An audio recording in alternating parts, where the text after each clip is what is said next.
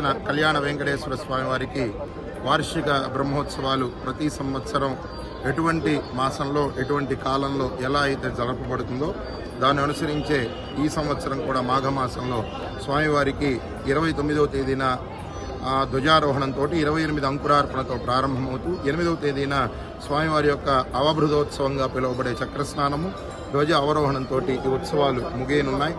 స్వామివారికి బ్రహ్మోత్సవాన్ని జరిపేటటువంటి సమయంలో ఆ ప్రాంతంలోనూ ఆ ఉండేటటువంటి దశ దిశల సర్వదేవతలు ఉండి ఈ బ్రహ్మోత్సవాన్ని చక్కగా జరిపిస్తూ కోరుకున్నటువంటి కోరికని తీర్చేటటువంటి లక్షణాన్ని బ్రహ్మోత్సవానికి అందించడం జరిగింది.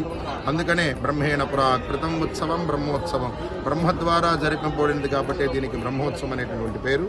దీంట్లో ప్రధానమైనటువంటివిగా ఘట్టాలుగా ఉండేటటువంటివి 1 ధ్వజారోహణము, 2 గరుడ సేవ, రథోత్సవము మరియు వసంతోత్సవ చక్రస్నాన ధ్వజ అవరోహణాలు అనేటటువంటి ప్రధాన ఘట్టాలుగా ఉంటాయి.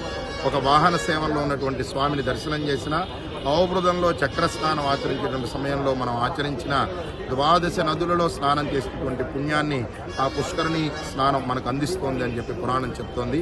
కళ్యాణ కామకుడిగా ఉన్నటువంటి స్వామికి సార్వకామికంగా అంటే 9 రోజుల పాటు మనం కోరుకున్నటువంటి కోరికను తీర్చేటటువంటి విధంగా సార్వకామిక బ్రహ్మోత్సవాన్ని దేవస్థానం వారు ఎంతో వైభవంగాను వైదికమైనటువంటి వైఖానస ఆగమ శాస్త్రాన్ని అనుసరిస్తూ ఇక్కడ అనూచారంగా జరుపుతున్నటువంటి స్థితి ఉంది. దీన్ని భక్తులు ఎంతో శ్రద్ధతో భక్తిగా ఇక్కడ జరిగేటటువంటి వాహన సేవలు, ఊంజల సేవాది కార్యక్రమాలు, స్వామిని దర్శనం చేసుకొని తీర్థప్రసాదాలు గ్రహించి శ్రీవారి అనుగ్రహానికి పాత్రులవుతూ మీ కామ్యతను మీరు తీర్చుకోగలను కోరుకుంటూ ఓం నమో వెంకటేశాయ.